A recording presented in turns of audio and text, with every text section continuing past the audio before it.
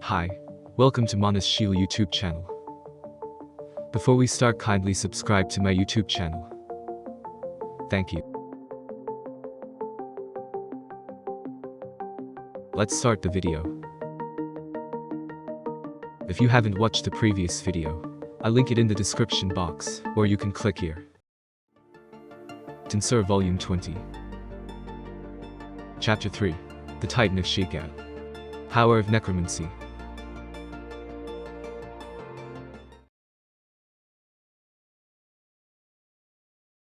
The attack characteristic of nihilistic magic is the annihilation of existence by negative existence value, minus energy. If this is the case, then saturating positive energy can reduce the damage to zero. Daggerul is a giant that can be called a massive energy. Even if Gadr's nihilistic parade with its full power was used, it would be no problem to kill it. Daggerul's army marches forward. They accept the deaths of their comrades with aplomb, overcoming them as if nothing had happened. In their eyes, they have the utmost trust and loyalty to Daggerul. They walk the battlefield as if they have nothing to fear. SHH, I can't believe it.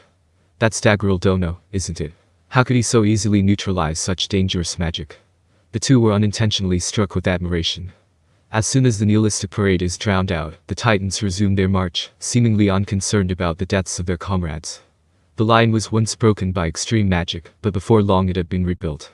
Those who escaped instant death are regenerated as if nothing had happened, thanks to their extraordinary resilience, and the number of those who were thought to be greatly reduced turns out not to be so.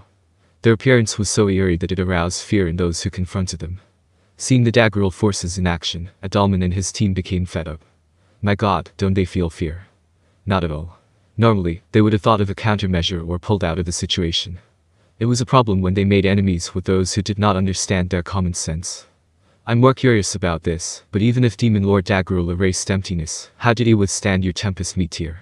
It seemed to me that the meteorite disappeared unnaturally. This was something that had been bothering Adolman as well. There had been casualties among the lower-ranked Titans, but the elite warriors, the senior fighters, were all unharmed. He had expected them to be injured at least a little, if they recovered at all, but it was unnatural that they did not. The two men looked at each other, searching each other's thoughts. They quickly decided that thinking was not the answer. Well, what do we do now? Well, I use mana too much. I'm glad that my legion is the legion of the immortals that does not fear death. Yes. An army of deathless giants is a nightmare, but your men are just like them. They sigh in agreement. The unbelievable reality that came right after they had expected to win was a great shock. Adalman pats Wenty on the head and orders her to return home. As they had intended, they had succeeded in striking them with extreme magic. There was no need to stay long. Instead, they should quickly return and report the threat of Daggerul's army. What was to be feared was their steadfastness and resilience. The outpost was over, and what was next was the clash of the major classes. However, considering the threat of the Titans that they have just witnessed, they must say that the Immortal Legion has the wrong side. They are similarly fearless and resurrectable. Nevertheless, he had a feeling that the Titans would overrun the Immortal Legion with their overwhelming destructive power. He could see them being crushed and shattered before he could deal a decisive blow to the Titans. Well, that's the way it would be. They should just keep on taking out as many of them as possible, and reduce the number of Titans. Anyway, let's go back and report to Shiondono. I suppose so. We'll have to discuss the future. Adalman and Gadra returned to Shion's place, thinking about the future. Shion received the report. Shion was wondering what to do. Shion stood on the long wall and had a bird's eye view of the battlefield. She had witnessed Adalman's and Gadra's extreme magic, and thought that she might be able to win the battle, but in reality, a harsh reality was waiting for her. Shion had already recognized the troublesome of the enemy without any report from Adalman and his team. 2 hours had passed since the start of the battle. The battle had shifted to the next stage, the clash between the main battle groups. Although the number of the binding chain Kaijin Dan seems to have been greatly reduced from 30,000, the actual attrition rate was less than 10%. Now, they have formed an assault formation with their elite at the top, and are clashing with the main forces of the Legion of the Immortals. The formation was a crane wing formation with 2,000 Death Knights in the center, and 10,000 skeleton soldiers with secret weapons on both wings. They are trying to surround the advancing binding chain Kaijin Dan, but they are outnumbered and cannot surround it. It was a tactical mistake, but Adalman was unfazed. Are you alright? Yes, I'm fine. I will show those who do not know the horror and terror of a real dead soldier. Adalman, commanding next to Shion, has no intention of winning from the start. The objective is to reduce the enemy strength. The real main forces were the Yamagari and Terra Knights under Xian, and the Bloody Knights under Luminous, and Adalman and his men had joined the battle as pawns, so to speak. They should defeat the over A-rank warriors of Daggerul's camp as much as possible. At the very least, they want to find out the enemy's weak points. That was the intention behind the plan. Of course, Adalman agreed to this plan. This was as they had agreed to before the war started. It was a consensus of the Rimuru camp to avoid casualties as much as possible. This was also an effective strategy for analyzing the Titan's strength. The Immortal Legion, which is an army of immortals, would not be counted as dead. The conclusion is that they are not counted as dead. After all, Adalman's men do not perish even if they die. The key to this strategy was to make the most of the characteristics of immortals, and it was a suicide mission to attack the lured Titans and reduce their numbers. Nevertheless, there is a limit. At first glance, the battlefield appeared to be in a stalemate, but the trend was tilted in favor of the Titans' forces. The skeleton soldiers, bone soldiers, launch a suicide attack, triggering the mana that fills the battlefield. The Death Knight finishes off the wounded and fallen Titans, but unless it deals a sure fatal blow, the Titans will revive. The trouble here is the giant's huge stature.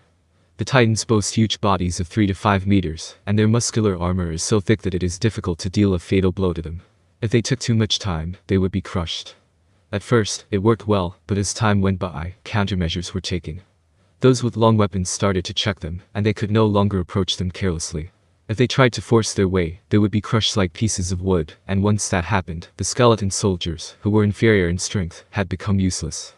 The Death Knights were also outnumbered and forced to fight hard, and their numbers gradually dwindled. At last, the Bloody Knights led by Luce felt nervous, thinking that it was time for them to make their move. Xian also tried to deploy the Terror Knights, which she had been saving. The 2,000 Death Knights are still almost alive. If 3,000 Terror Knights are added to the 2,000 Death Knights, they should be able to fight against the senior fighters of the Giants, he thought. The number of over A ranks of the enemy is 1,000 against the 400 of the Bloody Knights. To close the gap, Yamagari alone was not enough.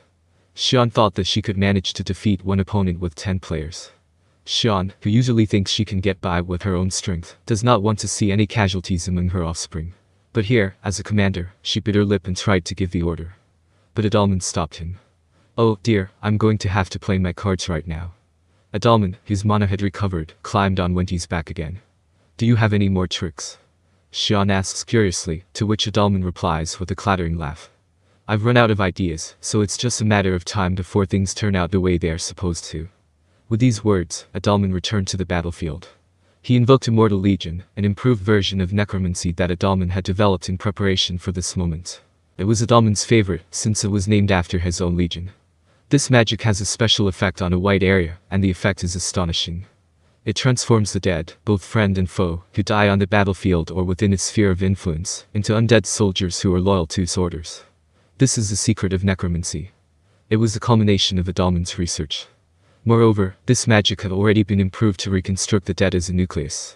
In other words, in this case, with the Death Knight as the nucleus, the skeleton soldiers who had been shattered began to gather more. Even the dead Titan soldiers and soldiers who were still active gathered themselves together. What was born were 2,000 huge dead spirit knights, death giants. The magic weapons made of magical steel that the Death Knights wore covered their huge bodies of up to 4 meters in height. It is no wonder that the weapon has been transformed according to the will of its owner, since it is a synthesis of the grudge of the dead. Adalman had anticipated this from the very beginning, and had devised the secret of creating the immortal giant. Is this a lie? Adalman had prepared such a hidden gem without telling even me. Xian could not hide her surprise. It was no wonder, for the huge dead spirit knights, death giant, were all monsters of over A rank. "I can't believe it. I've never been so glad to have you on my side," said Louis, who was watching the battle beside Xian. Thus, the situation was reversed once again. The Titans, who had been overwhelmed by their power, have lost their advantage due to the emergence of a greater power. Moreover, the giant dead spirit knights, death giants, are immortal. Even if they are crushed or destroyed, they are instantly resurrected under Adalman's authority. But the giants were not defeated. The report of nearly 1,000 fighters was false. In fact, there were more than 2,000 senior fighters in the ranks. And if they are over A-rank fighters, their wounds are instantly regenerated by ultra-speed regeneration. They were invincible as long as they didn't take instant death damage, and they fought even with the giant dead spirit knights. Their numbers did not decrease, and the battle was stalemated again. Thanks to Adalman's success, Xian's team has a little more time to spare. It is a happy miscalculation, since they had not been told of such a trick. However, Adalman did not want to create any expectations for the Immortal Legion, since it was the first public showing of the work, or rather, it was a spur-of-the-moment event. The result is what has happened now, and the person who is most relieved is Adalman himself. "He is a good friend of mine," said Gadr with a smile. Gadr was pleased. Luis could not help but nod in agreement. "That's true. 7 luminaries was a foolish thing to do. I can't believe they let such a great talent go out to the world," he says, sounding quite serious and regretful. Luis remembered the old days. At that time, Adalman and Albert were famous. Adalman, a genius of holy magic and a high priest. Albert, the greatest holy knight of all time. Both of them were qualified to be heroes. However, no heroic acts were conceived in either of them. Still, they had naturally reached the level of immortals, and if nothing had happened to them, they would have reached the level of saints. However, both of them were too much geniuses. That is why the 7 luminary clerics were jealous of them and trapped them. The 7 luminaries feared that if they continued to grow, they would become a threat even to their own position, so they took measures to keep the luminas in the dark. The name of the plan was, as I recall, to clean up the dead spirit disaster on a large scale. In reality, however, it turned out to be a battle with dragons' armies prepared by the 7 luminaries, and the two were killed by each other. They gladly accepted the request and went to the Great Jura Forest. Since they did not return to the Holy City, they were presumed dead. Even Demon Lord Luminous, the master of Luis, did not expect that he had fallen into the hands of Demon Lord Kazalam after his death, or that he had fallen into the hands of Demon Lord Remura through some strange fate. Luminous was disappointed, but Luis felt the same way. We should have included these champions in our group at any cost. And Albert, one of those champions, was just now drawing his sword on the battlefield. Well, that man was Adalman's subordinate, wasn't he? You can clearly see from a distance that he is a great fighter. Xian, who had regained her composure and was watching the battlefield, exclaimed in admiration. Dagura, Lura, and Deborah, who were standing behind her, nodded their heads in agreement. "Albert-san, you are really cool. He sometimes challenges me to a hand-to-hand combat, but he's really strong, isn't he? Oh, he's playing against Glassard's uncle. Who would be surprised if either one of them wins?" At first, the 3 brothers were going to support Albert, but they changed their minds when they saw their opponent. "He is strong, huh? So even giants have a warrior who lives by the sword.